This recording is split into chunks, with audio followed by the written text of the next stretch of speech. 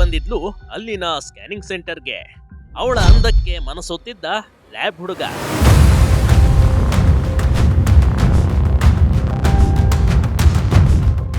Scanning centre ಯುವಕ scanning ಮಾಡಿಸಿಕೊಳ್ಳೋ ಬಂದ ಪರಪುರುಷನ ಹೆಂಡತಿಯನ್ನ ಮೋಹಿಸಿದ್ದ ಕಣ್ರಿ.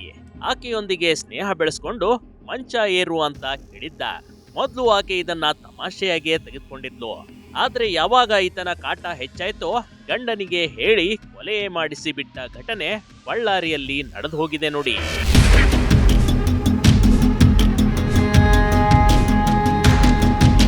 ಜೂನ್ 7ನೇ ತಾರೀಕು ಬಳ್ಳಾರಿ ತಾಲೂಕಿನ ಮೋಕಾ ಗ್ರಾಮದ HLC ಕಾಲುವೆ ಸಮೀಪ ಅರೆಬರೆ ಸುಟ್ಟ ಸ್ಥಿತಿಯಲ್ಲಿ ದೇಹವೊಂದು ಪತ್ತೆಯಾಗಿತ್ತು. ಪೊಲೀಸರ ತನಿಖೆಯಲ್ಲಿ 28 ವರ್ಷದ ಬಸನಗೌಡ ಅಂತ ತಿಳಿದು ಬಂದಿತ್ತು. ಯಾರೋ ದುಷ್ಕರ್ಮಿಗಳು ಕುತ್ತಿಗೆಗೆ ಹಗ್ಗ ಬಿಗಿದು ಕೊಲೆ ಮಾಡಿದ್ರು ನೋಡಿ.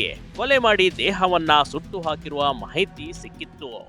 ಹಂಪನಗೌಡ ಅನ್ನುವಂಥವರು ಮೋಕಾ ಪೊಲೀಸ್ ಠಾಣೆಗೆ ಬಂದು ಅವರ ಸಂಬಂಧಿಕರಾಗಿರುವಂತಹ ಬಸವನಗೌಡ ಅನ್ನುವಂಥ ವ್ಯಕ್ತಿ ಯಾರೋ ದುಷ್ಕರ್ಮಿಗಳು ಕೊಲೆ ಮಾಡಿ ಅವನ ಮೃತದೇಹವನ್ನು ಸುಟ್ಟು ಹಾಕಿರುವಂಥದ್ದು ಮಾಹಿತಿ ನೀಡಿ ಅದರ ಪ್ರಕಾರ ದೂರನ್ನು ನೀಡಿತ್ತು. ಇತ್ತ ಬಸನಗೌಡ ಸ್ನೇಹಿತನ ಬರ್ತ್ಡೇ ಪಾರ್ಟಿಗೆ ಅಂತ ಮನೆಯಲ್ಲಿ ಹೇಳಿ ಹೋಗಿದ್ದವನು ಪಾರ್ಟಿ ಮುಗಿಸಿ ಮನೆಗೆ ವಾಪಸ್ಸಾಗಿರ್ಲಿಲ್ಲ. ಇತ್ತ ಮನೆಯಲ್ಲಿ ಆತಂಕ ಮನೆ ಮಾಡಿತ್ತು. ಪಾರ್ಟಿಗೆ ಹೋಗಿದ್ದ ಮಗ ಯಾಕೆ ಮನೆಗೆ ಬರಲಿಲ್ಲ ಅಂತ ಪೋಷಕರು ಆತಂಕಕ್ಕೆ ಒಳಗಾಗಿದ್ರು. ಆದ್ರೆ ಅಲ್ಲಿ ನಡೆದಿದ್ದೇ ಬೇರೆ ಕಣ್ರಿ.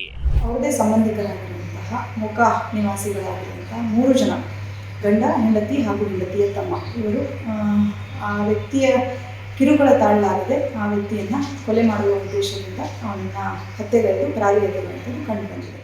ವೈದಿಬೈ ಹೀಗೆ ಫೋಟೋದಲ್ಲಿ ಕಾಣ್ತಿರುವ ಯುವಕನ ಹೆಸರು ಬಸನಗೌಡ. ಬಳ್ಳಾರಿಯ ಸ್ಕ್ಯಾನಿಂಗ್ ಸೆಂಟರ್ ಒಂದರಲ್ಲಿ ಕೆಲಸ ಮಾಡ್ತಾ ಇದ್ದ. ತಾನಾಯ್ತು ತನ್ನ ಕೆಲಸ ಆಯ್ತು ಅಂತಿದ್ದಿದ್ರೆ ಇಂದು ಆತನ ಜೀವವಾದ್ರೂ ಉಳಿಯುತ್ತಿತ್ತೇನೋ. ಆದ್ರೆ ಅವನ ಮನಸ್ಸು ಆ ಚಲುವೆಯ ಮೇಲೆ ಬಿದ್ದಿತ್ತು ನೋಡಿ. ಕರೆದಾರ ಸರ್, ಅವ್ರು 3 ಗಂಟೆಗೆ ಕರೆದಾರ, ಟೀ ಕುಡಂಬ ಅಂತ ಕರೆದ್ರಂತೆ. ಯಾವ ಟೀ ಬೇಡಪ್ಪ ಅಂದಂತೆ. ಮನೆ ಬಂದಾನ, ಮನೆ ಬಂದು ಊಟ ಮಾಡ್ಯಾನ. ಅವ್ರ ಅಕ್ಕಗೆ ಇಡ್ಲಿ ತಂದು ಕೊಟ್ಟಾನ. 5 ಗಂಟೆಗೆ ಹೋಗ್ಯಾನ ಸರ್. ಮತ್ತೆ 8 ಗಂಟೆ ಫೋನ್ ಮಾಡಿದರೆ ನಾನು ಊಟ ಮಾಡಿ ಬರ್ತೀನಿ, ನೀವು ಊಟ ಮಾಡ್ರಿ ಅಂತ ಹೇಳ್ದಾನೆ ಸರ್. ಅಷ್ಟೇ ಸರ್. ಆಮೇಲೆ ಸ್ವಿಚ್ ಆಫ್ ಸರ್. ಮತ್ತು ಅವ್ರ ಮಾವ 9 ಗಂಟೆ ಫೋನ್ ಮಾಡಿ ಸರ್ ನನಗೆ, ಸ್ವಿಚ್ ಆಫ್ ಆಯ್ತು, ನಿಮ್ಮೂರಿಗೆ ಬಂದಾನ ಅಂದ. ಇಲ್ಲಪ್ಪ ಸರ್. ಆಕೆ ನೋಡಲು ಅಂದವಾದ ಹೆಣ್ಣು. ಹೇಳಿ ಕೇಳಿ ಆಕೆ ದೂರದ ಸಂಬಂಧಿ ಕೂಡ. ಕೆಲಸ ಮಾಡ್ತಾ ಇದ್ದ ಸ್ಕ್ಯಾನಿಂಗ್ ಸೆಂಟರ್ಗೆ ಬಂದಿದ್ಲು 31 ವರ್ಷದ ಹರಿಯದ ಶ್ವೇತಾ ಕಣ್ರಿ. ಆಕೆಯನ್ನ ಮೋಹಿಸಿದ್ದ. ಇಬ್ಬರು ಕಳೆದ 2 ವರ್ಷದಿಂದ ಚಾಟಿಂಗ್ ಮಾಡಿಕೊಂಡು ತುಂಬಾ ಕ್ಲೋಸ್ ಆಗಿದ್ರು. ಆದ್ರೆ ಬಸವನಗೌಡ ಆಕೆಯ ಸೌಂದರ್ಯಕ್ಕೆ ಮಾರು ಹೋಗಿ ಆಕೆಯನ್ನ ಅನುಭವಿಸಲೇಬೇಕು ಅಂತ ಪ್ಲಾನ್ ಮಾಡ್ಕೊಂಡಿದ್ದ ನೋಡಿ. ಹೀಗಾಗಿ ಶ್ವೇತಾಳನ್ನ ಪದೇ ಪದೇ ಕಾಮದಾಟಕ್ಕೆ ಆಹ್ವಾನಿಸುತ್ತಿದ್ದ. ಆದ್ರೆ ಶ್ವೇತಾ ನಿರಾಕರಿಸುತ್ತಿದ್ಲಂತೆ. ಕೊನೆಗೆ ಅವನ ಕಾಟ ಹೆಚ್ಚಾದಾಗ ಶ್ವೇತಾ ತನ್ನ ಪತಿ ದೊಡ್ಡ ಬಸನಗೌಡನಿಗೆ ವಿಷಯ ತಿಳಿಸೇ ಬಿಟ್ಟಿದ್ಲು ನೋಡಿ. ಅಲ್ಲೇ ಲ್ಯಾಬಲ್ಲಿ ಕೆಲಸ ಮಾಡ್ತಿದ್ವಿ ಸರ್, ಜೊತೆಗೆ ಇರ್ತಿದ್ವಿ. ಆ ಥರ ಅವನೇನು ಯಾರು ಹೋಗ್ತಿದ್ದಿಲ್ಲ ಸರ್ ಎಲ್ಲಿಗೆ. ಏನು ಅವನು ಈ ಸಡನ್ಲಿ ಈ ಥರ ಆಯ್ತಂದ್ರೆ ನಮಗೆ ಈಗ ಗೊತ್ತಾಯ್ತು ಸರ್. ಅದ್ರ ಮೇಲೆ ಏನು ಸರ್ ನಮಗೆ ಶನಿವಾರ ಮಧ್ಯಾಹ್ನ 2 ಗಂಟೆವರೆಗೆ ನಮ್ಮ ಜೊತೆಗೆ ಇದ್ದೆ ಸರ್. 2:30 ಆದಮೇಲೆ ಹೋದ ಸರ್. ಹೋದರೆ ಗೌಡ ಹೋಗ್ತಾ ನೋಡಿ ಕರೀರಿ ಅಂತಂದರೆ ಬಂದ್ ಮಾಡೋಗಿ ಸರ್ ಲ್ಯಾಬ್.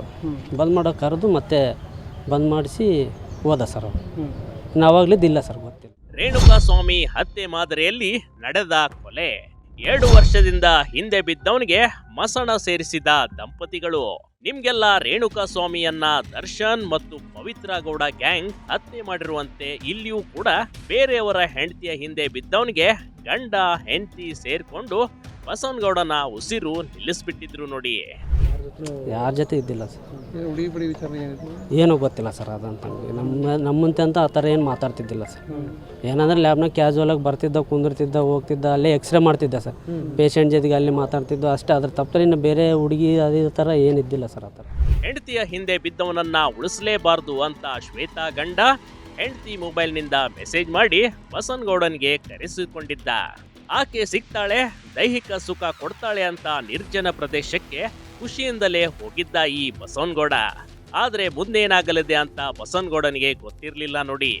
ಆದ್ರೆ ಶ್ವೇತಾ ಒಬ್ಬಳೆ ಸಿಗ್ತಾಳೆ ಅಂತ ಹೋಗಿದ್ದ ಬಸವನಗೌಡನ್ಗೆ ಶ್ವೇತಾ ಗಂಡ ಮತ್ತು ಶ್ವೇತಾಳ ಭಾವನನ್ನ ನೋಡಿ ಶಾಕ್ ಆಗಿದ್ದ.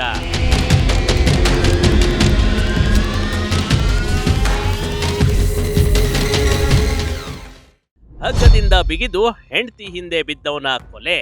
ಸ್ಕ್ಯಾನಿಂಗ್ ಸೆಂಟರ್ ಯುವಕನಿಗೆ ಗತಿ ಕಾಣಿಸೇ ಬಿಟ್ರು ಮೂವರು. ಶ್ವೇತಾ ಪತಿ ದೊಡ್ಡ ಬಸವನಗೌಡ ಹಾಗೂ ಆತನ ಸಹೋದರ ವಿಜಯ್ ಮತ್ತು ಶ್ವೇತಾ ಸೇರಿ ಬಸವನಗೌಡನ ಕೊಲೆ ಮಾಡ್ತಾರೆ. ಮೊದಲು ಈ ನಾಲ್ವರ ಮಧ್ಯೆ ಮಾತಿಗೆ ಮಾತು ಬೆಳೆದಿದೆ. ದೊಡ್ಡ ಬಸವನಗೌಡ ಹಾಗೂ ವಿಜಯ್ ಇಬ್ಬರು ಸೇರಿ ಬಸವನಗೌಡನಿಗೆ ಹಗ್ಗದಿಂದ ಕುತ್ತಿಗೆ ಬಿಗಿದು ಕೊಲೆ ಮಾಡಿಬಿಡ್ತಾರೆ. ಬಳಿಕ ಮೂವರು ಸೇರ್ಕೊಂಡು ಮೃತದೇಹವನ್ನ ಸುಟ್ಟು ಕಾಲುವೆ ಬಳಿ ಎಸೆದು ಹೋಗ್ಬಿಟ್ಟಿದ್ರು. ಮಹಿಳೆಗೆ ಅಂದರೆ ಆರೋಪಿ 2 ಏನಿದ್ದಾಳೆ ಆ ಮಹಿಳೆ 30 ವರ್ಷ ವಯಸ್ಸು, ಅವಳಿಗೆ ಮೃತ ವ್ಯಕ್ತಿ ಒಂದು ವಿಡಿಯೋವನ್ನು ಅವಳಿಗೆ ಕಳಿಸಿ ಅವಳಿಂದ ಅವಳ ಕಡೆಯಿಂದ ಕೋಆಪರೇಷನ್ನ ಎಕ್ಸ್ಪೆಕ್ಟ್ ಮಾಡ್ತಾ ಇದ್ದಂಥದ್ದು ಹಾಗೂ ಮಾನಸಿಕ ಕಿರುಕುಳ ನೀಡ್ತಾ ಇದ್ದಂಥದ್ದು. ಆ ಕಿರುಕುಳವನ್ನು ತಾಳಲಾರದೆ ಆ ಮಹಿಳೆ ತನ್ನ ಗಂಡನಿಗೆ ಆರೋಪಿ 1 ಅವರಿಗೆ ತಿಳಿಸಿದ್ದು, ಹಾಗೆ ಆರೋಪಿ 3 ಅವಳ ತಮ್ಮ ಅವನಿಗೂ ಕೂಡ ವಿಷಯ ತಿಳಿಸಿದಾಗ ಅವನಿಂದ ಕಿರುಕುಳ ಯಾವಾಗ ಕಡಿಮೆ ಆಗಲಿಲ್ಲ ಅವನನ್ನು ಹತ್ಯೆಗೈದು ಅವರು ಪರಾರಿಯಾಗಿರ್ತಾರೆ. ಮೋಕಾ ಠಾಣೆಯಲ್ಲಿ ಪ್ರಕರಣ ದಾಖಲಿಸಿಕೊಂಡಿದ್ದ ಪೊಲೀಸರು ಬಸವನಗೌಡನ ಮೊಬೈಲ್ಗೆ ಬಂದ ಕರೆಗಳು ಹಾಗೂ ಮೆಸೇಜ್ಗಳ ಪರಿಶೀಲನೆ ಮಾಡಿದ್ರು ನೋಡಿ. ಆಗ್ಲೇ ಶ್ವೇತಾಳ ಡಿಂಗರ್ಬಿಲ್ಲಿ ಆಟ ಬಯಲಾಗಿದೆ. ಶ್ವೇತಾ ಬಸವನಗೌಡ ಜೊತೆ ಅತಿ ಸಲುಗೆಯಿಂದ ಇದ್ಲು. ಹೀಗಾಗಿ ಆತ ಈಕೆಯೊಂದಿಗೆ ಮಂಚದಾಟ ಆಡಲು ಕೇಳ್ಕೊಂಡಿದ್ದ. ಶ್ವೇತಾ ಆಂಗಲ್ನಲ್ಲಿ ತನಿಖೆ ಮಾಡಿದಾಗ ಎಲ್ಲ ಪ್ರಕರಣ ಬೆಳಕಿಗೆ ಬಂದಿದೆ. ಇದೀಗ ಶ್ವೇತಾ, ದೊಡ್ಡ ಬಸವನಗೌಡ, ವಿಜಯ್ ಮೂವರನ್ನ ಪೊಲೀಸರು ಬಂಧಿಸಿದ್ದಾರೆ. ಇದರಲ್ಲಿ ಆರೋಪಿಗಳು ಮೃತ ವ್ಯಕ್ತಿಯನ್ನು ಮಹಿಳೆ ಮುಖಾಂತರ ಫೋನ್ ಮಾಡಿ ಕರೆಸಿಕೊಂಡಿದ್ದು, ತಮ್ರಳ್ಳಿ ಶಿವಪುರ ಕೆನಾಲ್ ಹತ್ರ ಬರೋ ಥರ ಹೇಳಿ ಅಲ್ಲಿ ಕರೆಸಿಕೊಂಡಿದ್ದು, ಅವರು ಈಗಾಗಲೇ ಕಾನ್ಸ್ಪಿರಸಿ ಮಾಡಿರೋ ಥರ ಒಂದು ಹಗ್ಗವನ್ನು ಹಾಗೂ ಪೆಟ್ರೋಲನ್ನು ಜೊತೆಗೆ ಕಾರ್ನಲ್ಲಿ ಕ್ಯಾರಿ ಮಾಡಿದ್ದು, ಆ ಹಗ್ಗವನ್ನು ಯೂಸ್ ಮಾಡಿ ಅವನನ್ನು ಕೊಲೆಗೈದು ಆನಂತರ ಆ ಮೃತ ಶರೀರವನ್ನು ಸುಟ್ಟು ಹಾಕಿ ಸಾಕ್ಷಿ ನಾಶ ಮಾಡುವಂಥ ಉದ್ದೇಶದಿಂದ ಸುಟ್ಟು ಹಾಕಿರುವಂಥದ್ದು LLC ಕೆನಾಲ್ ಹತ್ರ ತೆಗೆದುಕೊಂಡು ಹೋಗಿ ಕಂಡವರ ಹೆಂಡತಿ ಮೇಲೆ ಕಣ್ಣು ಹಾಕಿ ಬದುಕಬೇಕಾದ ಯುವಕ ಇದೀಗ ಮಸಣ ಸೇರಿದ್ದಾನೆ. ಇತ್ತ ಮದುವೆಯಾಗಿದ್ರು ಯುವಕನ ಜೊತೆ ಸಲುಗೆಯಿಂದ ಸ್ನೇಹ ಮಾಡಿದ ತಪ್ಪಿಗೆ ಶ್ವೇತಾಳ ಇಡೀ ಕುಟುಂಬವೇ ಜೈಲು ಸೇರುವಂತಾಗಿದೆ. ಆದ್ರೆ ಸದ್ಯ ಈ ಕೊಲೆಗೆ ಕಾರಣ ಆದವರು ಮತ್ತು ಶ್ವೇತಾಳ ಅತಿಯಾದ ಸಲುಗೆಯೇ ಯುವಕನ ನಿಯತ್ತನ್ನ ಕೆಡಿಸಿದ್ದ. ಈ ಎಲ್ಲ ಆಯಾಮದಿಂದ ತನಿಖೆ ಆಗ್ಬೇಕಾಗಿದೆ. ಆಕೆಯ ಸಹವಾಸ ಮಾಡದೇ ಇದ್ದಿದ್ರೆ ಯುವಕ ಆರಾಮವಾಗಿ ಬಾಳುತ್ತಿದ್ದನೇನೋ.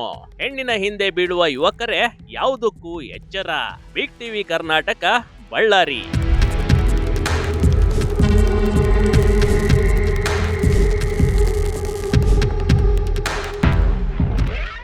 ಬಿಗ್ ಟಿವಿ ಕರ್ನಾಟಕ ಯೂಟ್ಯೂಬ್ ಚಾನಲ್ಗೆ ಈಗಲೇ ಸಬ್ಸ್ಕ್ರೈಬ್ ಮಾಡಿ. ಧನ್ಯವಾದಗಳು.